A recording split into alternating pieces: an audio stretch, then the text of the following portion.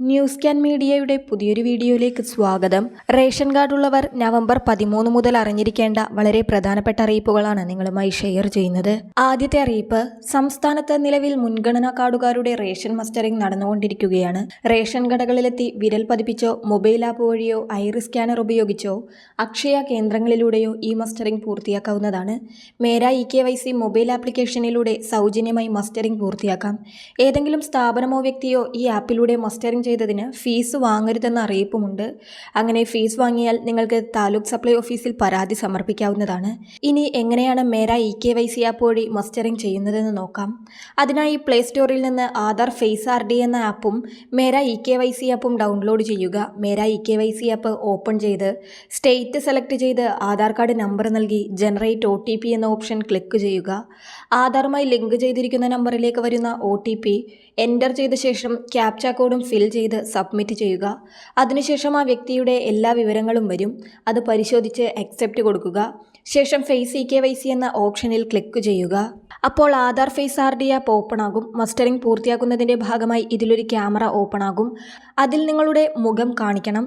Camera ഒരു ചുവന്ന വട്ടത്തിലായിരിക്കും. നിങ്ങളുടെ മുഖം കാട്ടി KYC പൂർണ്ണമാകുന്നതോടെ ആ ചുവന്ന വട്ടം പച്ച നിറത്തിലാകും.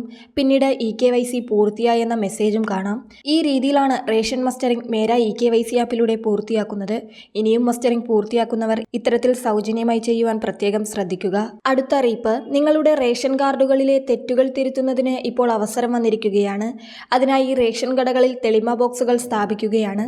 അനർഹമായി മുൻഗണനാ കാർഡുകൾ കൈവശം വെച്ചിരിക്കുന്നവരെക്കുറിച്ച് നിങ്ങൾക്കറിയാമെങ്കിൽ ആ വിവരവും ഈ തെളിമ ബോക്സിൽ നിങ്ങൾക്ക് നിക്ഷേപിക്കുവാൻ സാധിക്കും. നവംബർ 15 മുതൽ ഡിസംബർ 15 വരെയാണ് ഈ തെളിമ ബോക്സുകൾ റേഷൻ കടകളിൽ ഉണ്ടാകുക.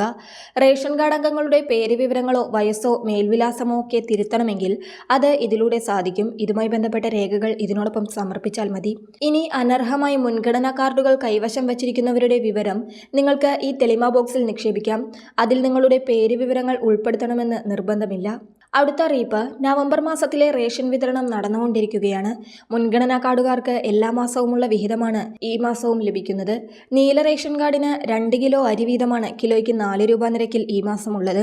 എന്നാൽ വെള്ള റേഷൻ കാർഡുകാർക്ക് കഴിഞ്ഞ മാസത്തേക്കാൾ ആശ്വാസമാണ് ഈ മാസം.